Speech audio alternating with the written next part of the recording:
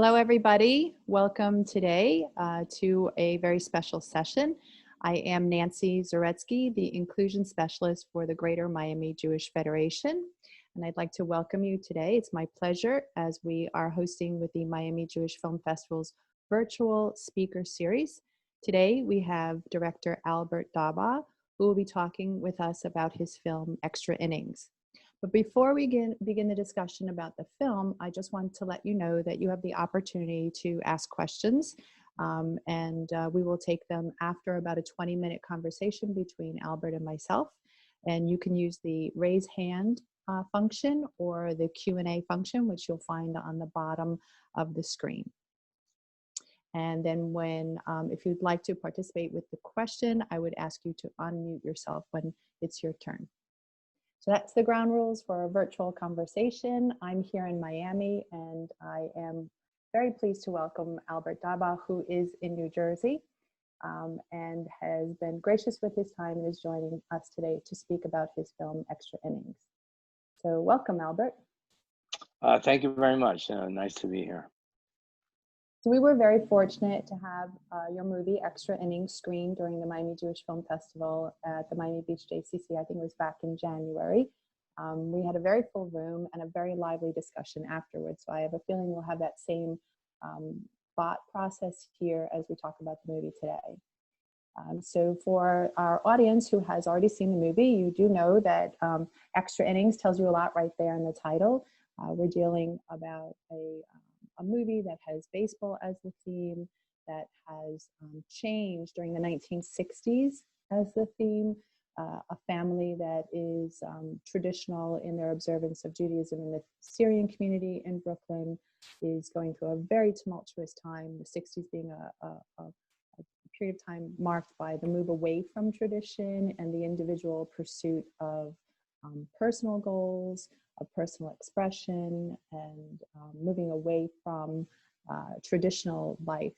We also have a family that is really in the midst of a moment when we didn't have the language to talk about mental illness and its impact upon the family unit.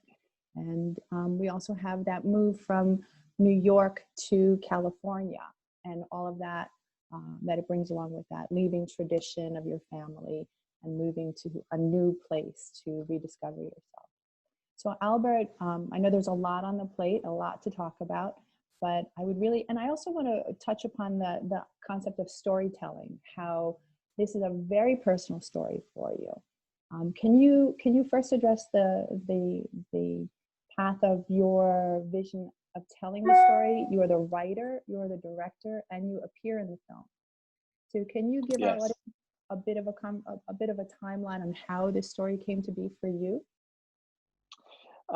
Yeah, it had to be somewhere around 20 years before I made the film that the idea came to my mind, and probably even before that.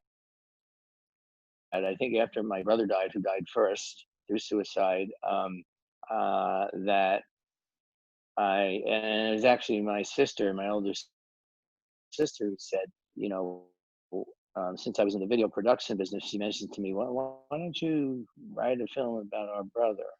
And, it kind of stayed in my head because he was just a person who was, pretty intriguing. He was diagnosed schizophrenic, and he was in a few mental hospitals. And most of his life, he listened to classical music and read classical literature. Um, so I wrote some notes down, but really didn't think much of making a movie. But once my sister took her life, it, it, it became like, like larger than life to me. It was like, hey, I can't believe this happened. And I really then decided to work on this.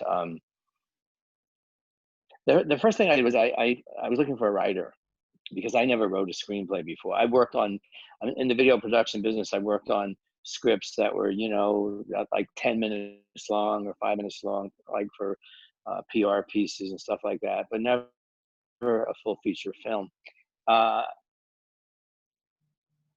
Actually worked with one guy for a little bit, and got the feel of it, and then decided to just go ahead. So I wrote 12 drafts over, oh, it was something like 15 to 20 years once I really got into it. That's great. And I was sharing it with many different people. Yeah. I'm sorry. That's Oh, great dedication, going back to the story and rewriting it and rewriting it. yeah, yeah. No, and the thing is, I was always asking people for feedback, and all kinds of people. The one best feedback I got was from actually someone in Miami, a film professor, and she didn't have the time to read it because she's always reading scripts. But I met her for lunch, and she said to me, if a lot of people are saying the same thing about one part of the film or one segment, take a look at it because you're going to hear all kinds of opinions. So that was really good advice for me. But I kept at it, and I'll never forget when I finished it. I had a place in Florida, and I was did a lot of writing, and when I finally finished it, when I said this is it, I had a really weird experience. I wrote the end, and because I had done a lot of stage acting, maybe it was in my head, and I saw all the characters in my head just take a bow, and I was like, felt so pleased.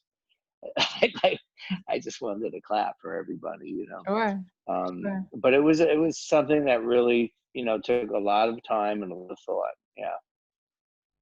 Well, and definitely the craft of writing the script and then bringing it to the screen is a collaborative experience. Whether you're Yeah. thinking about the notes that you receive from the script, but then bringing it to the screen is also very collaborative. And you act in this. What was it like for you to portray Yeah. your father? Yeah, it's a good question. Originally, that wasn't my intention. I had asked some people to act in it, a good friend of mine who's a well-known actor. But I had shot 3 scenes of the film a few years before I actually shot the movie to show investors could look like. And I played my father. I was actually casting for my father. I saw one guy who would have, but he just didn't have the acting skills. So when it came down to it, my good friend, he said to me, "You should play your father. I mean, definitely play him from what he saw." So I decided to do it, and I got an assistant director named Brian, who was a great, good friend of mine. It would be crazy to try to do both, to direct the whole thing and act. Um, I felt it felt very natural for me. Um, there was just one scene that I knew I was going to have a tough time with, and it's a scene where he tells his son that I'm going to disown you if you keep seeing this girl that's not Jewish. Because that really did happen, and I kept thinking, oh my gosh, how do you say that? How does a father say that to his kid? I understood where he came from with it, but it was very hard for me to. On one of the takes, I remember I got very emotional saying that because I felt like I almost felt like I try to put myself in his shoes, and I felt like as a father, he might have felt like a failure because his son couldn't get that one real strong thing in his head that you got to marry a Jewish woman. You got to be with a Jewish woman. And not only that, the son at the same time is saying, "You never came to see me play baseball." That's what's on his mind. Oh, So, Albert, we've just lost your visual of you. yeah, yeah, I'm back. So that's kind of unique. No, but very rarely, I can't imagine in many instances in life when we get to have reenact a conversation where in the original experience we were the listener, and then in the secondary experience in the reenactment we are now the person who is saying these words. So that's very unique. That maybe only art can ever give us that opportunity to try on both roles. Um, and let's go to that vein and theme in the movie is the traditional family in Brooklyn. Can you give us, we're here in Miami, we have a very multicultural Jewish community. Can you give us an idea of the Syrian community? The Syrian Jewish community is basically here in Brooklyn, but also in place called Deal, New Jersey, and they're extremely close knit. It's a very, I mean, a really tight community. There's some really beautiful things about the community. I'll give you one thing about it. For the most part, the children never move away from the community. They get married, they live in the community, they have their grandkids, everyone lives near each other. Where the opposite is in my family, I have 3 children, and one of them is getting married, who's living right now in Fort Lauderdale. His fiance is from there, from Florida. So they just moved there like 2 weeks ago. My one daughter moved to Los Angeles 2 years ago. My second daughter moved there 3 weeks ago. So all 3 of my kids are now out of town, living out of town. Very rare for that to happen in the Syrian Jewish community. But they're also a community that, you know, I mean, at one time, even when I was seeing a Jewish girl, that wasn't acceptable. When I was like 18, 19, 20, it had to be a Syrian Jewish girl. Okay. So there's levels. I brought this Jewish girl over to my grandmother's house, to my great grandmother. They lived together. I'll never forget this. Her name was Karen Weber, Jewish girl. And I said to, I was about 19, 20. I said to my great grandmother, her name's Karen Weber, I introduced her, and I go down to kiss my great grandmother, and she says, loud enough for her to hear, "Get rid of her." And she knew she was Jewish. She just wasn't Syrian. I said, "What?" She goes, "Get rid of her." Wow. Well, I'm sure Things have changed. Things have changed a bit changed. from that. Things have changed a bit, but that even just colors everything that you do going forward, right? So I think that's part of the 1960s, especially the conversation in your film, is that move away from the insular community, and your ticket into the wider world was baseball. Can you give me an idea of, in the film and in your own life, what baseball meant to you and to your character here, especially baseball in the context of the 1960s in Brooklyn, the Yankees, New York, and how that colors the story? Yeah.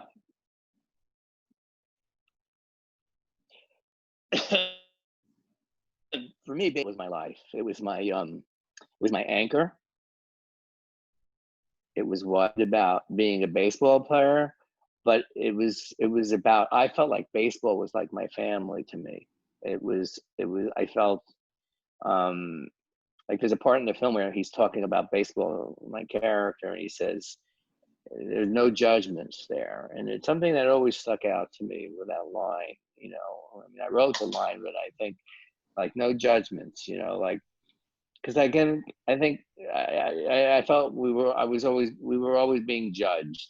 You know, like who I was hanging out with, what I was doing, and for me, baseball gave me a love, a passion for something, but it also introduced me to other people that were not in my, community. I'll never forget the first time I had a catch when I was on a baseball team with a black kid, and I felt, God, we're like the same, like he's catching the ball, I'm catching the ball, we're saying hey. His name was my name's Albert, his name was Big Al. He was like 6'2", and we became good friends. And I remember thinking, why can't we be good friends? Why can't we all be together? And then, all the different kids on the team, Italian kids, Spanish kids. I mean, there were some Jewish kids, very few. I went to an Orthodox yeshiva. None of the kids were Orthodox or anything like that. But it gave me a feeling of being American. I'll never forget the first time we had an all-star game. I was on the all-star team, and we lined up, and the Star Spangled Banner was being, played. Even though they played it in our school, I never had the feel. I had tears in my eyes because I was lined up like a real baseball player, like on the lines, on each line. And I said, God, I'm with all these kids though now. Well, we're all American. So it felt good to me. And so then your character in the story, baseball is essential to his definition of self. And he goes through some very challenging times. As a very young boy, the scene where he is with his older brother, who has schizophrenia, and you see how much pleasure music gives to this man. Um, I try to be thoughtful about reflective conversations on mental health and mental illness, because I think in that era of the story, we really didn't have the vocabulary to speak about mental illness within the family. That it really was not. It's not who we are now, and we're not who we will be 10 years from now. We may look at ourselves 10 years from now and say, "My goodness, we didn't have the right nuance to have the conversation." But can you give us a bit of the context of mental illness and mental health? We might not even have used the phrase mental health during that time frame of your story. Can you give us some context for that? For when it was like then, in other words? Is that what you mean? Yeah, Yeah. I mean, I don't even know if Um, we use the phrase mental health.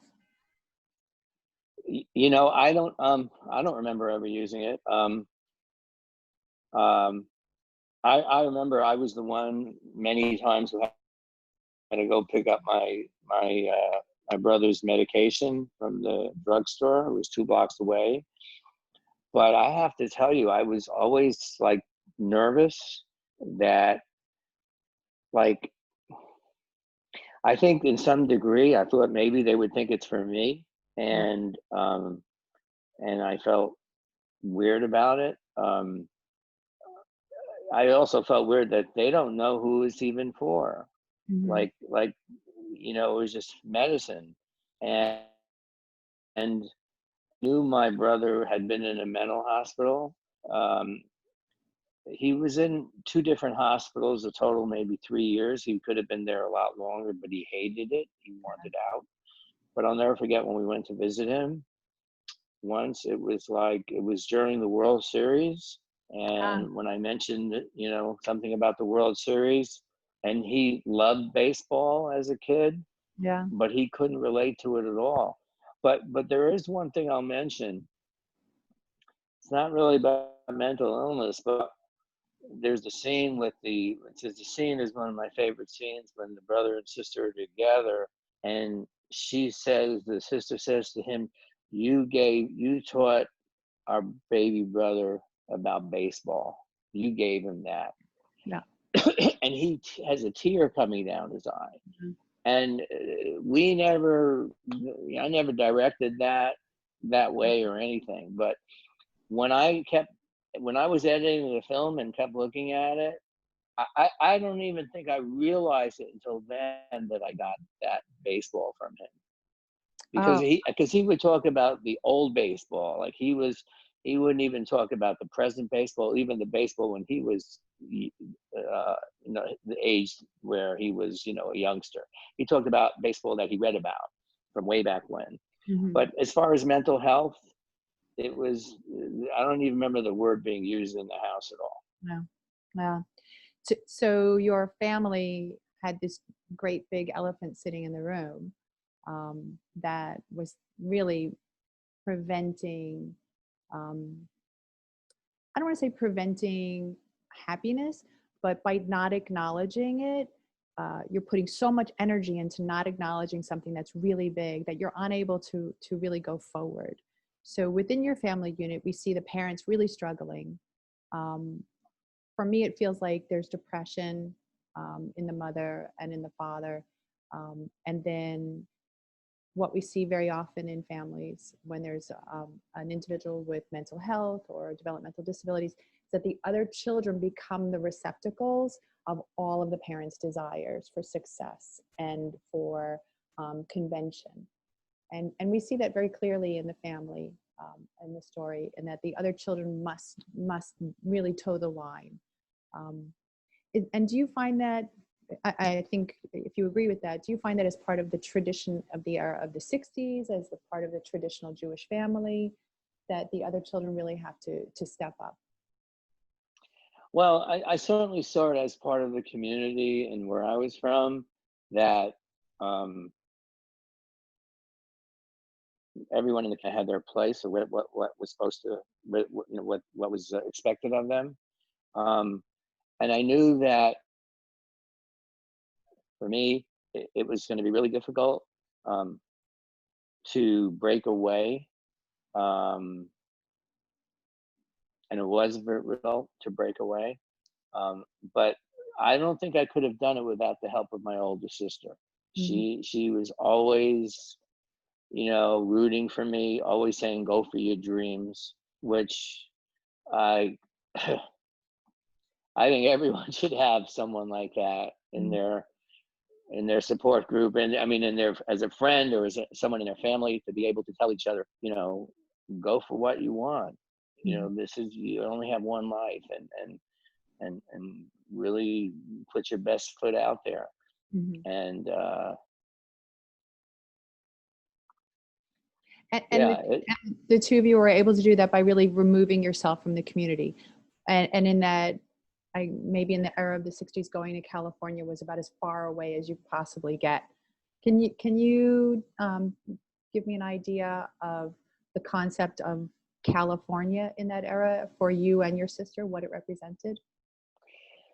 well, she left when she was 18, when she got married, and so she was my, like, um, uh, so I was able to, reach out to her, like, after, let's say I'm 18, 19 years old and I'm on a date or something. I could call her at 11 o'clock at night, and or 1 in the morning, let's say, and it's 10 o'clock her time, and she had no filter, and she would say, "Oh, did you have sex with that girl?" Or anything. She would ask me everything that any friend would ask, Mhm. whether it was a guy or, and she was a woman, but she would just open up and say, "So what was it like? Do you like her? Did you kiss her?" Mhm. um, and but California seemed as far as you could go.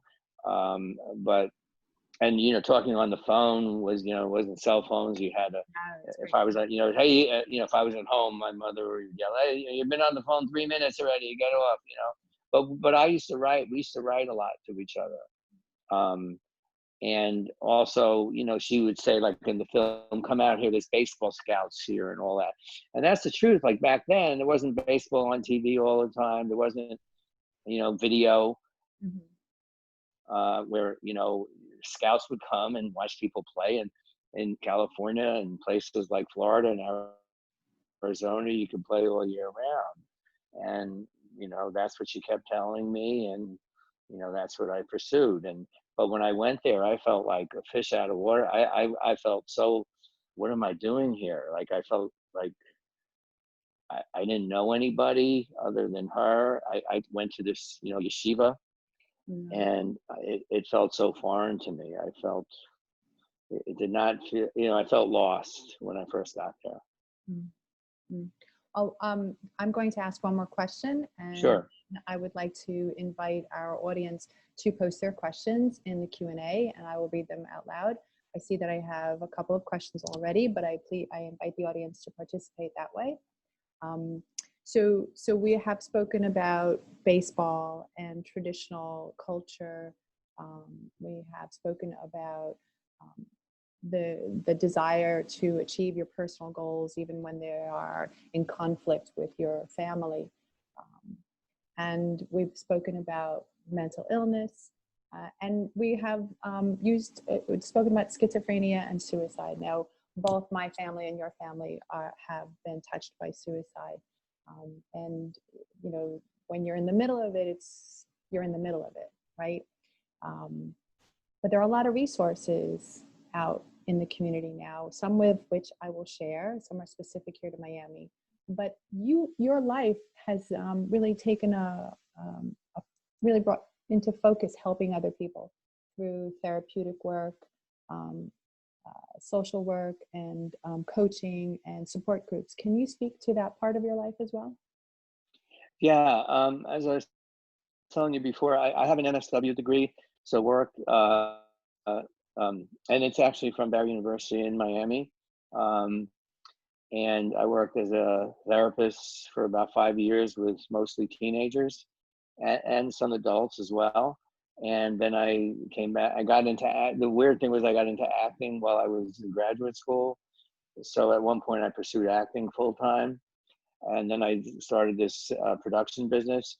But as I always thought back of going back into the field of helping people in social work, or so during this period of the COVID, I worked on a life coaching course. So I just got licensed, and am beginning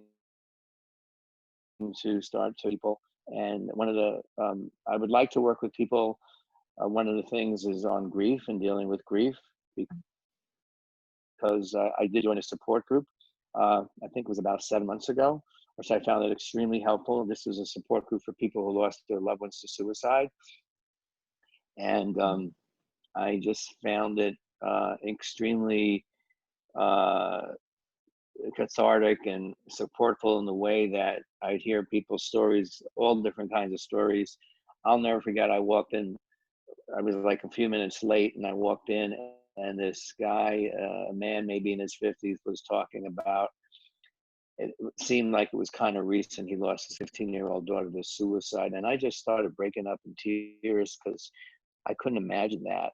But because he was, and he said, was, what, one of the things he said was, I keep wondering, what did I do to add to her decision to commit suicide? And that guilt was so strong. I felt that I remember feeling that way, particularly about my sister when she died. But I realized how far I've come. But it never, never really goes totally away. It always there. But you learn to live with it and deal with it. And but this group really helped me see that there's so many people that are dealing with so many different kinds of mental health problems, not just suicide, but all kinds of grief. And I feel that, being that I've had the uh, experiences that I've had, I know that I can work with people that way. Well, I agree. I think that your perspective as the sibling to two suicides um, uh, just gives your abilities to have empathy greater depth. Um, and I am also the sibling. I lost my brother. It's 22 years that, Yeah. and when you're in the middle of it and you see your family member, your loved one suffering, it's painful for everyone. It really is. Yes.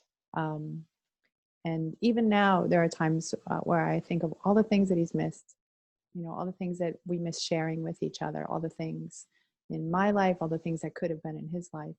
And I agree with you. I think support groups are enormously powerful in that moment, like you just expressed, a moment of cathartic empathy for someone sharing the story of losing their daughter. But then it's also an internal experience that you have, that you take away the power of the group, the power of a shared experience, even a terrible shared experience, right? And grief. What is the meaning of grief, and how does it impact you over time? And I think you're right.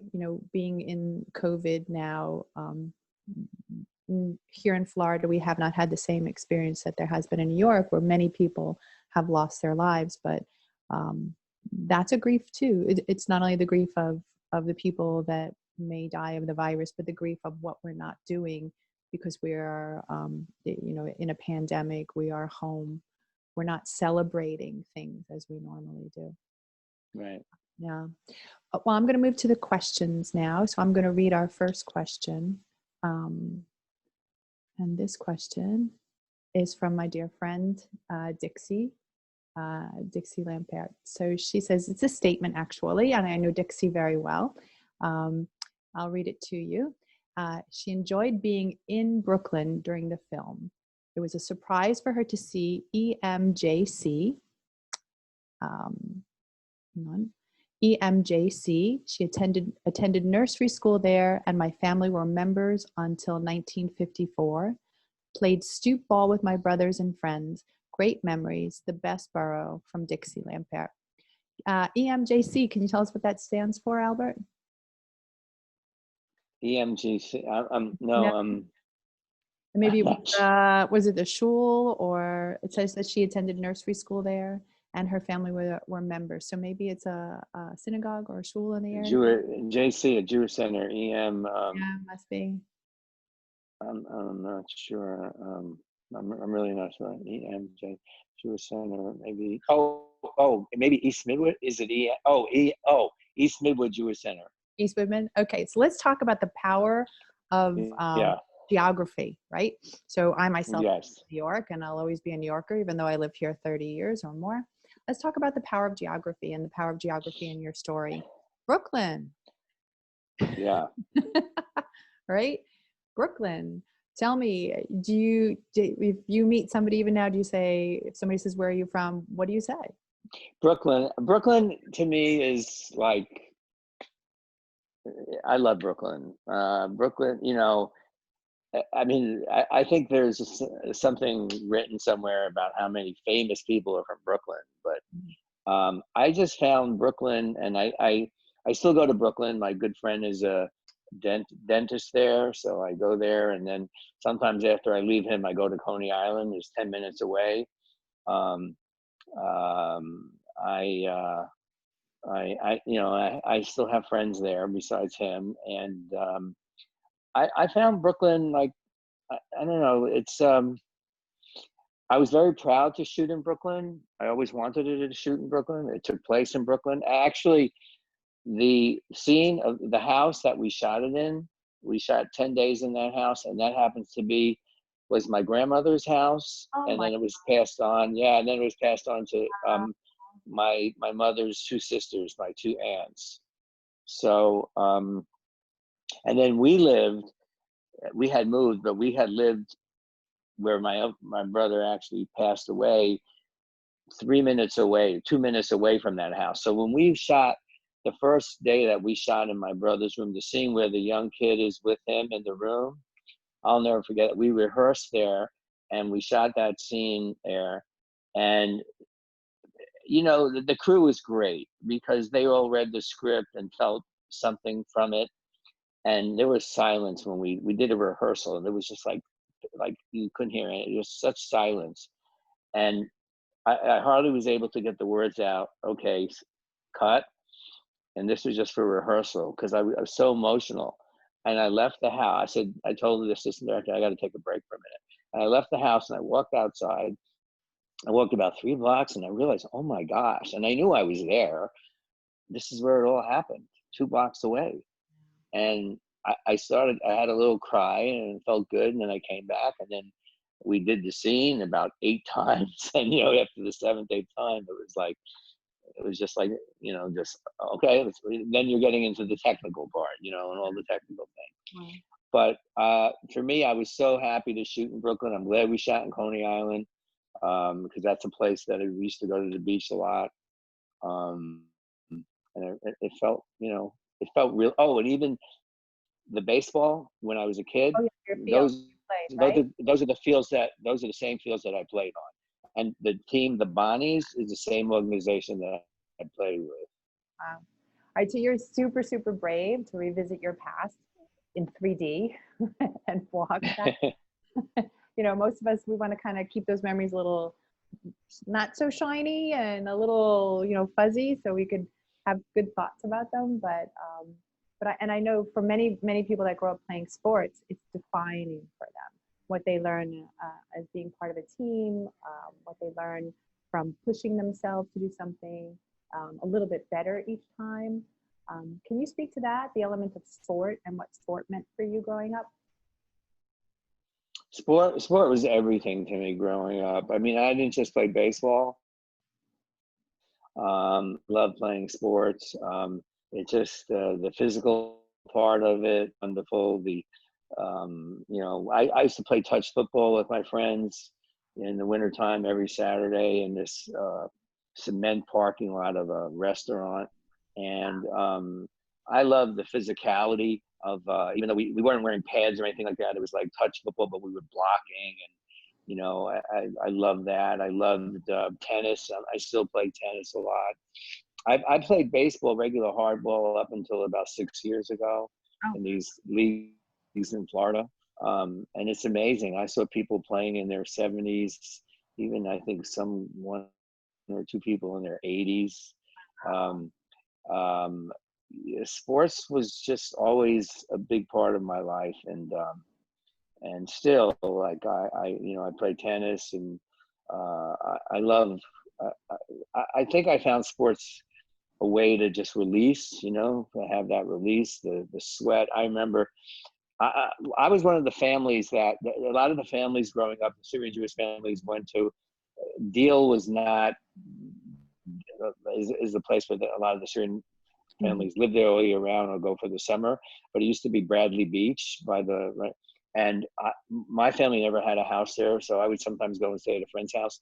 But there were those Brooklyn guys, the ones that never did have a house. So it'd be these hot summers, like a day like today with 7 degrees. A bunch of us would meet in the schoolyard, and play basketball, and just sweat and sweat and sweat. And you know, water never tasted so good. And it was really, you know, it was a great feeling. I love playing. And the funny thing, and then I love being a spectator, you know, going to games, all that.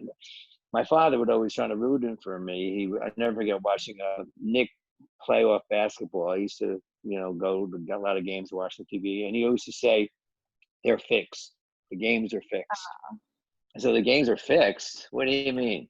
Well, the more games they play, the more money they make. I go, oh, Dad, come on, you know, don't ruin everything for me. He was just pulling the curtain back, right? No fancy for you. God, no. No. But so just to where I'm going to open it up one more question. I'm going to invite our participants. We're going to close down in about 5 minutes. So at the end of the film, you and your dad come together, and he watches a game.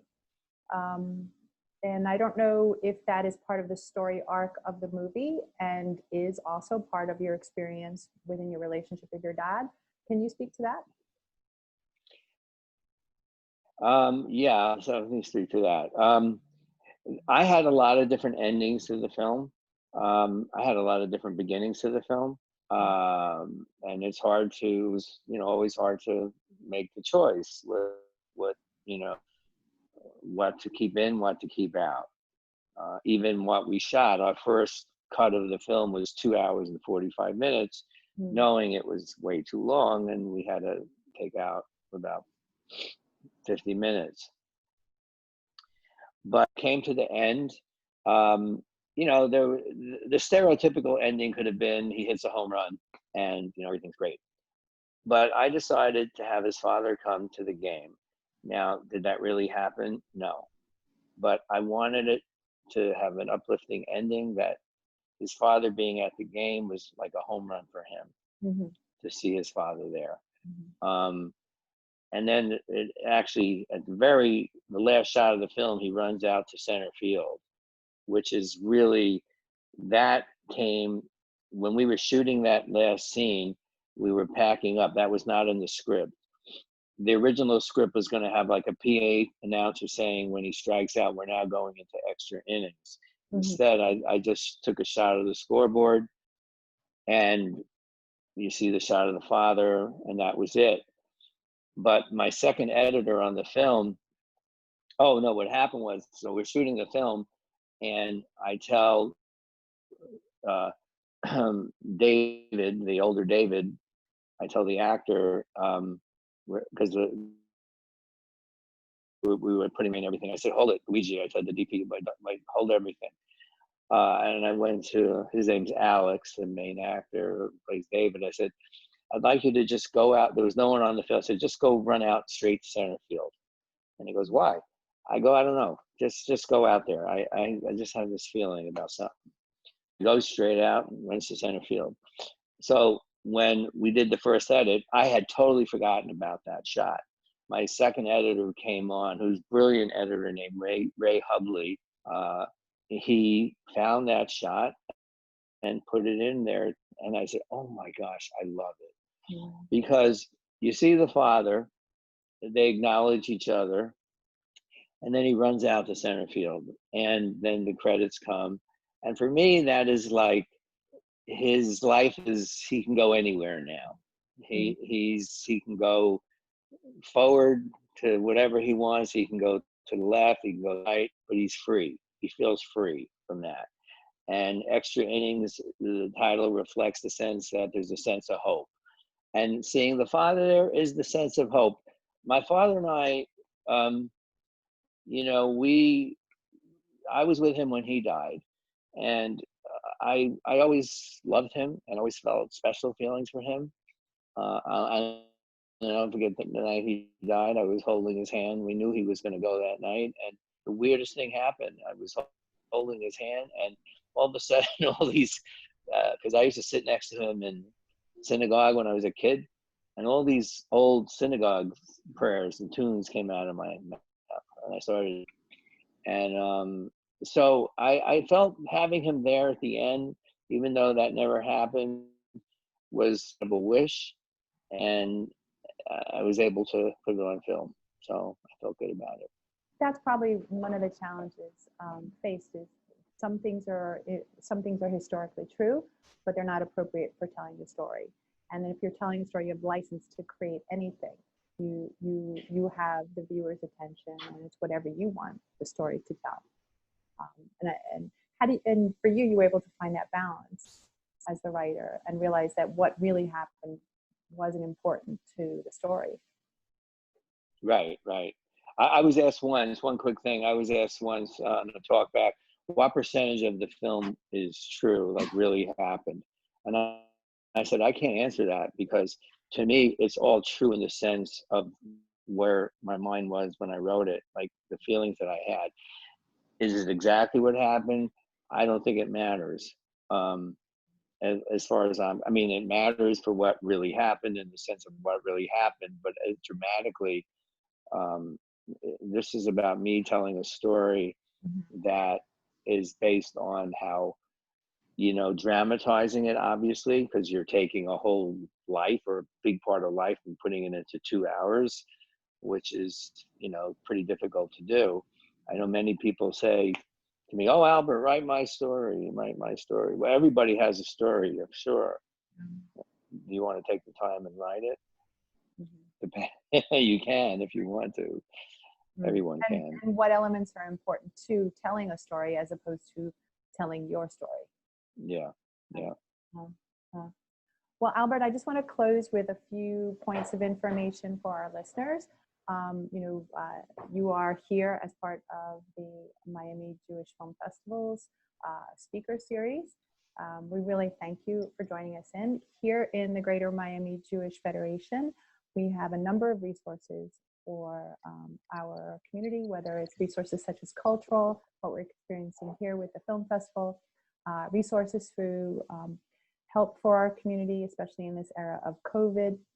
I'm going to share my screen with a screenshot of the Jewish Community Services, one of our umbrella organizations that offers counseling to the community.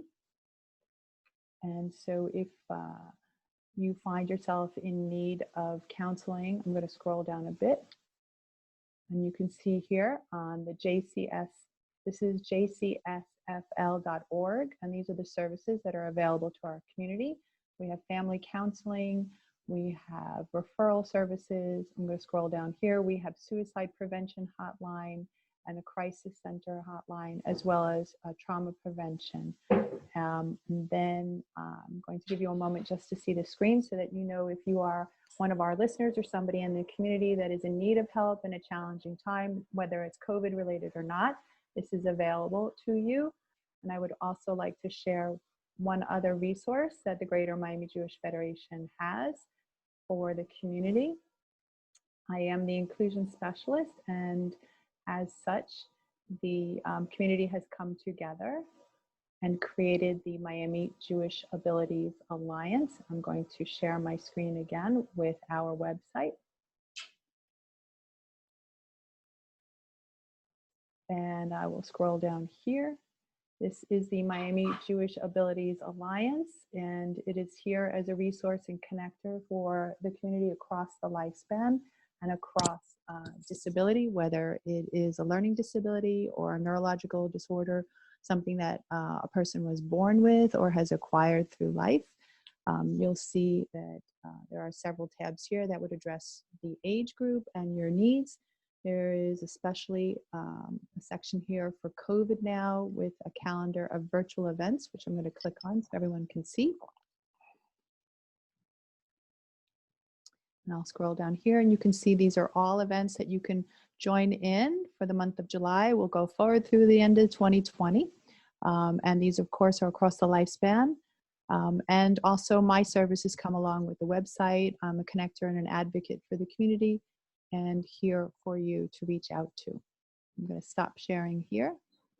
And again, just close out by thanking the Miami Jewish Film Festival and Albert Daba by joining us. Albert, any few last words? I would just like to say thanks everyone for watching the film, and to let you know that it will be, we have a distributor and it's going to be online on different platforms September 22nd. Congratulations. Congratulations. Thank you. I know one of them offhand is Amazon. That's the one I remember. Excellent. Excellent. Yeah. So Yeah. our viewers can then reach out to their circles and share the title of the film and Yeah. expect to look for it on Amazon in late September. Right, September 22nd. Yep. Great. Great. Well, thank you once again for joining in on our Miami community. We wish you luck with the film. We will spread the word here about your film as well, and we wish you good health. Thank you. Thank you very much. Be well over there as well. Thank you. Thank you. Okay, bye-bye. Bye.